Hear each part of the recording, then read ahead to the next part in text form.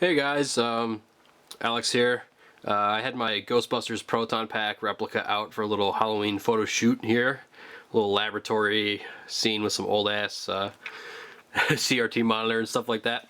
And I figured I'd take some video of it because I made a video of it on my YouTube channel, but I never really kind of talked about it. So yeah, this is my Ghostbusters 1 Proton Pack replica that I built. Yeah, here it is. So basically, for your people who aren't really familiarized with the Proton Pack prop, it's made they made it with a fiberglass shell. So this whole basically main piece of the Proton Pack is fiberglass casting with a bunch of metal components attached to it and some other materials as well. So my fiberglass shell was made by a very talented member of the Ghostbusters community called Chris Bosch. Did an excellent job capturing the texture and all the little details of the real packs. I think it's one of the best fan-made replica shells out there. And it looks nice when it's nice and dusty too, so that helps. And then, yeah, so basically all the metal parts on the pack, such as the end filter and the beam and line tubes and the vacuum plate tube, the PPD is made of aluminum. A lot of these parts were just made by different, very talented members of the Ghostbusters community. It would take me 20 minutes to list everyone who made them, but a lot of great parts that made this kind of come alive. So we have an aluminum power cell tubes or power injectors made of welded aluminum. Ion arms made of welded aluminum. We got the Dale resistors and replica Legris elbows, because the real Legris elbows are impossible to find. So if you got some and you don't want to sell them for like $200 a piece, hit me up.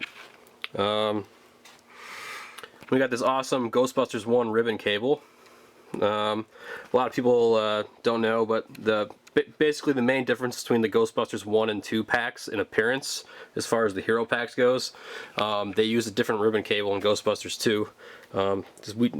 We believe that this was custom made for the packs, so they decided to use a found part for Ghostbusters 2 because it's a little easier to find. And then they also had some differences too, with like this Raytheon crank knob. They used a black one. This is a genuine one, but it's not a vintage one, but it is genuine gray crank knob. Really nice. And then yeah, we had a mix of vinyl decals. Some decals printed on aluminum, like that danger sticker, and as well as some dry rub decals, which really they just make it look amazing, as it looks painted on. The bumper was made by Nicotron. This is his hero bumper. It's really nice casting. It's got that unique identifiable seam line down the middle, which looks awesome. We have the gbfans.com bellows replica. This part was kind of a mystery. They think they know where it came from, but they figured out that they could just make replicas overseas of it for cheaper than trying to track down the actual part. So it's it's either brass or copper with a machined aluminum top, little cap on it. They have me cyclotron rings with the little mysterious dimples. It's another thing. It's amazing how people can, they capture all the details of the hero packs, even though we don't really know what those little screw holes were for, but they're on the hero packs. So yeah, really nice texture. The ladder frame was also made by Nicotron Props. He makes some really awesome stuff. We have got an aluminum booster tube. The one thing I don't have in my pack is there should be a weld line, like a little weld in between the ion arm and the booster tube. I was slacking on that. I got to add that in, but yeah, so really happy with it. HGA is also welded aluminum with thick aluminum decal. That looks real nice. And then my favorite part of the build is this is the thrower, or they call it the neutrino wand or particle thrower, or whatever you may call it. These were custom made for the film out of aluminum, so really talented guy. I forget his last name. His name's Chris. He goes by the name of CPU64. He built me this custom made box. It's just phenomenal. It's really cool, and then a lot of the parts that are on it were also custom machined by different members of the Ghostbusters community. The heat sink, we got that little selector knob with the dry rub decal numbers on there. It's just amazing. So this whole thing, I mean I put it together, I built it, but I got to give a shout out to all the really talented people in the Ghostbusters community that manufacture these parts, especially since, you know, there's just some measurements and lots of reference photos available, so it's really amazing. The gun grips are brown painted black. Those are made by Nicotron Props. I've got the aluminum trigger tip and the little flash bulb that the real packs had a camera flash bulb in there that basically went off when they fired them, so the special effects teams knew where to draw in the beams. So we got basically Ghostbusters fans soundboard and light kit.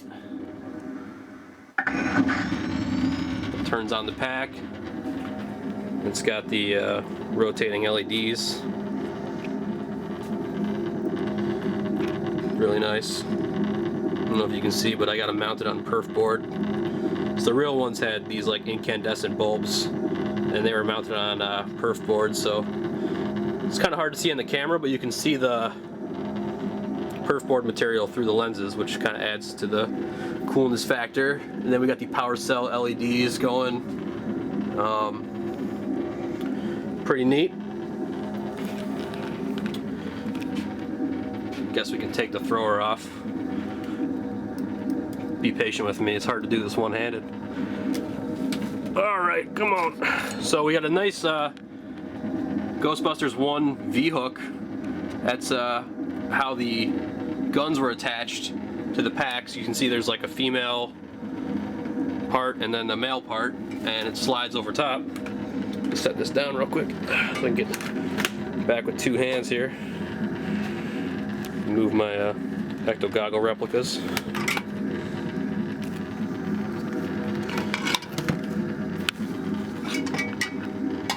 So yeah, this is the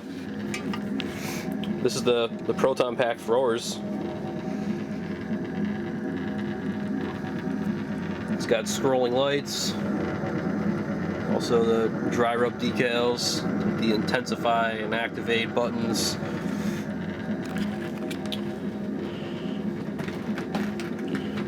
Now the hero packs had the extending tip, so I tried to recreate that the best I could. Let's see if I can get this to focus. So when you push the green lever, the tip comes out.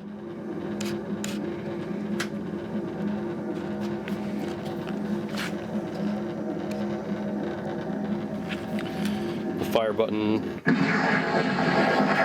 fires LEDs and some cool sound effects. I didn't intentionally weather this off as much as it came, but you know, I've taken it out a bit and paint kind of wore off a bit, but it looks cool. So yeah, that's basically the prop. I guess we can go around the back side a little bit. Not really much to show here, but here's the top of the pack.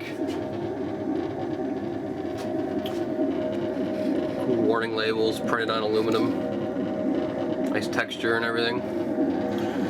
We got an Alice frame. It's actually an LC2 frame, but sue me. And then basically some insulation tubing with gaffer's tape, or I actually use Gorilla Tape. LC2 pads, real thick, not Chinese imitation ones. These are real USA. Probably picked them up from a surplus store. So yeah, it runs off a battery pack, and if you guys have any questions, feel free to comment in the links, or if you want to see other stuff about my pack replica, let me know. Cool, yeah. Everybody have a good, happy Halloween, and happy prop making.